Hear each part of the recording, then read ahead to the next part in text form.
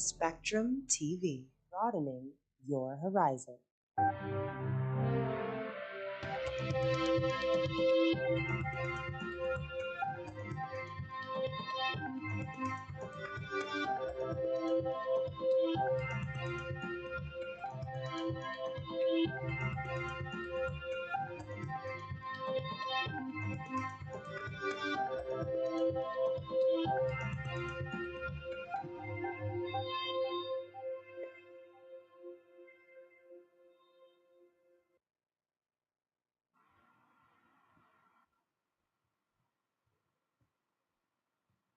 Welcome to Spectrum News at 10. I am Ofonono Joseph, coming to you live from Uyo, the Akwa State capital. Let's take a look at the headlines. President Tinubu to visit Benue to galvanize against serial killings. Federal government launches official digital portal for forthcoming Nigeria Youth Conference. Plus, Trump signs executive order to reduce tariffs on UK cars being shipped to us. Details of these stories and more coming up in just a moment.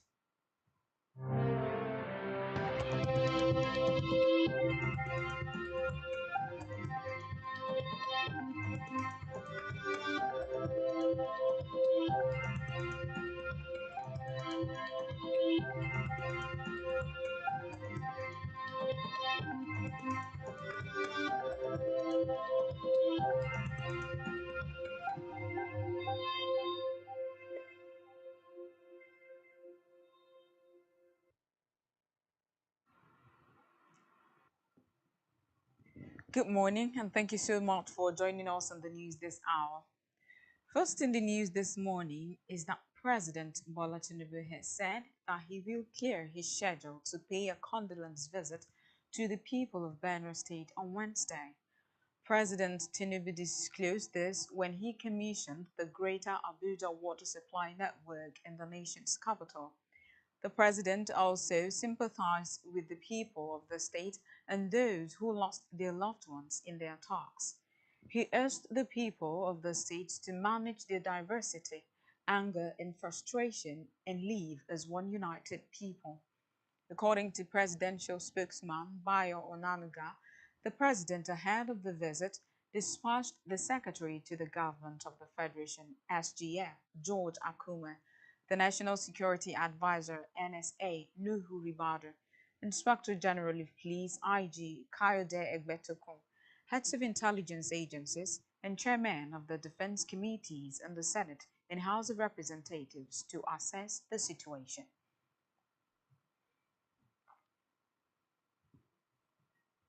Meanwhile, the Nigeria Governors Forum has condemned the brutal attack on the people of Yelewata and Dauda in the Guma local government area of Benue State. The NGF, in a press statement signed by its chairman, Abdulrahman Abdulrazak, who is the governor of Kwara State, said the heinous act represents a grievous affront to human dignity which must be condemned. It condoled the governor of Benue State, Hyacinth Alia, and the people of Yelewata in Guma local government area of the state. According to him, the Nigeria Governors Forum stands in unwavering solidarity with the bereaved families and the state government at this time of profound sorrow. From that, the federal government has launched the official digital portal for the forthcoming Nigeria Youth Conference, otherwise called the National Youth Confab, aimed at engaging young Nigerians in policy discussions in national development. The Minister of Youth Development, Ayode Olawande, announced the launch yesterday. Olawande described the initiative as more than just a conference, stressing that it is a generational turning point, a national movement, and a call to action. Recall that President Tinubu first announced the planned 30-day youth confab during his Independence Day broadcast on October 1st, 2024, scheduled to hold in February 2025, but until March 10, that Tinubu officially inaugurated a 44-member planning committee for the National Youth Conference at the State House in Abuja. He said the portal would enable delegates to register, contribute, and get real-time updates throughout the time of the confab. In the meantime, the Federal Ministry of Arts, Culture, Tourism and Creative Economy has signed a 5-year partnership with Announcer Internet Group to establish a network of design and innovation hubs. Sealed through a Memorandum of Understanding MOU, the partnership kickstarts Announcer Center for Design with the first hub in Lagos this year. According to the ministry, the initiative aligns with President Bola Tinubu's renewed hope agenda and will drive diversification, jobs, and youth empowerment through fashion, leather, and digital storytelling value chains. The minister, Hannatu Musawa, said the partnership is a step in bridging creativity, technology, and entrepreneurship for national development.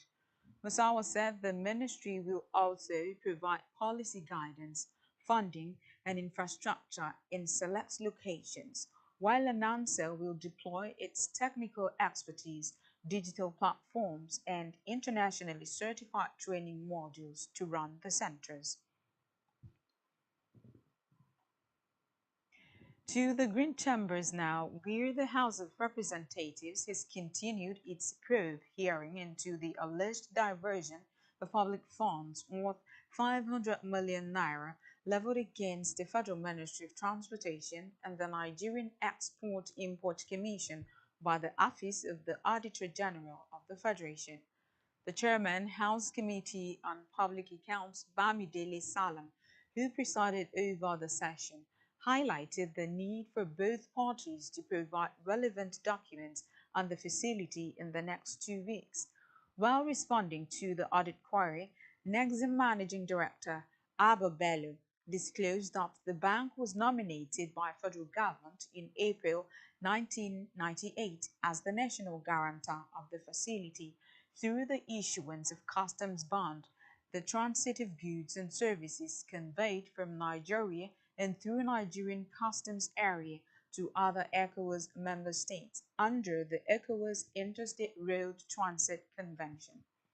He revealed that 507 million naira is currently in the account of Nexim as a result of income accrued from the investment made into Treasury bill, while the sum of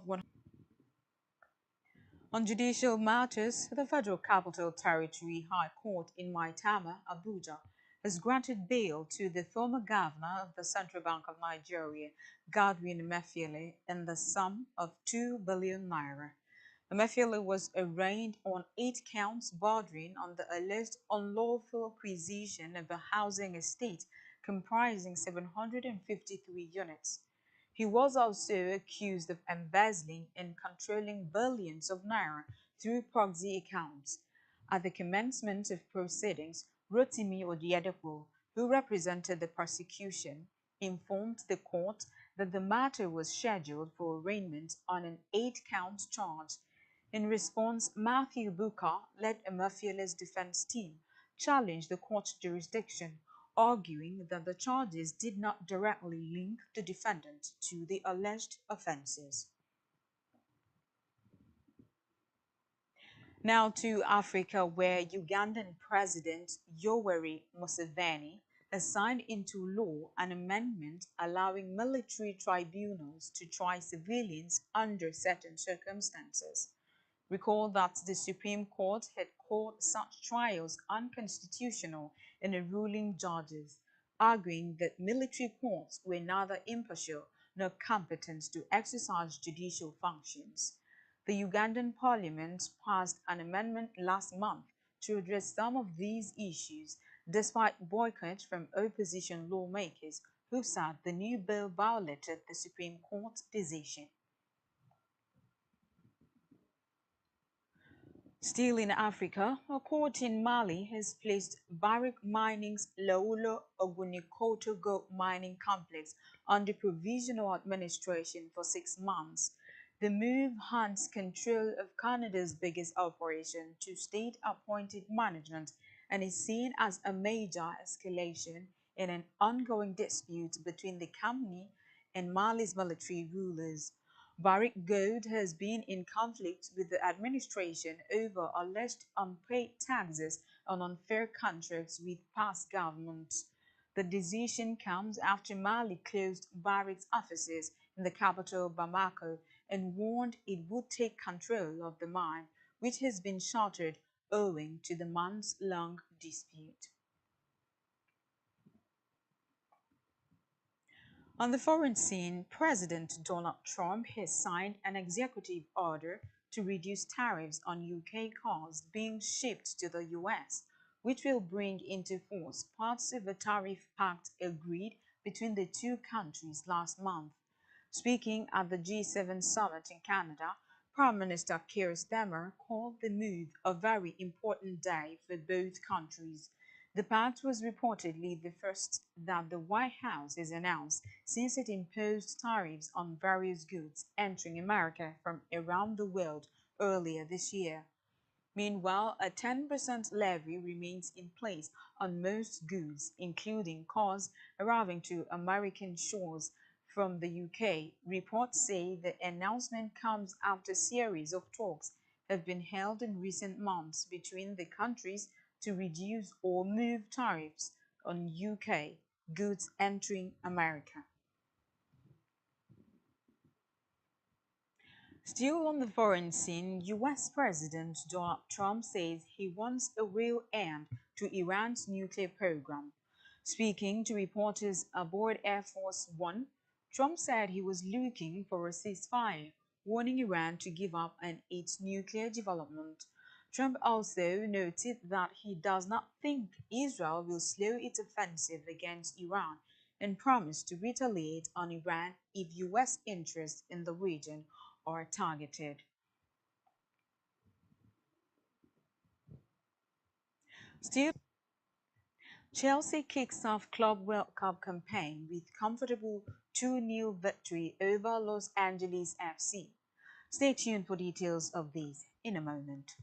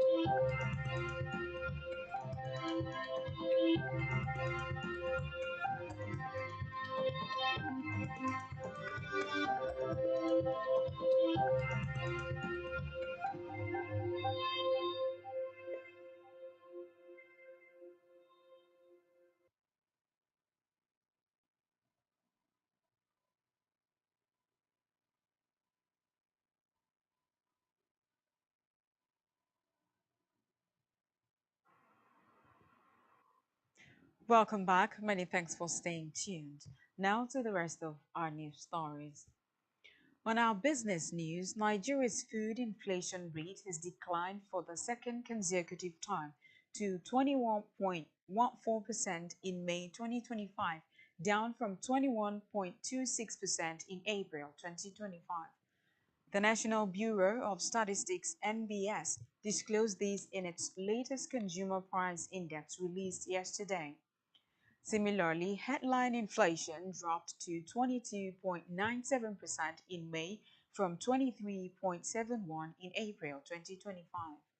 The drop in the country's headline and food inflation comes despite soaring prices of essential goods. Still in business, oil marketers under the aegis of the Petroleum Products Retail Outlets Owners Association of Nigeria, Petron, have raised concerns over the Dangote Petroleum Refinery's plan to distribute fuel directly to filling stations and other businesses nationwide. Petron warned that the policy could lead to job losses and place Dangote in a monopoly-like position. With a production capacity of 650,000 barrels per day, Petrovan argued that the Dangote refinery should be competing with global refineries, not operating as a distributor in the downstream sector. Petrovan said it had previously raised the alarm about Dangote's intention to dominate the downstream sector, citing concerns that the company may leverage its market power to fix prices, limit competition, and exploit consumers. In health, food experts have warned that frequent consumption of fried foods may contribute to or worsen mental health conditions such as depression and anxiety, citing both scientific studies and clinical observations.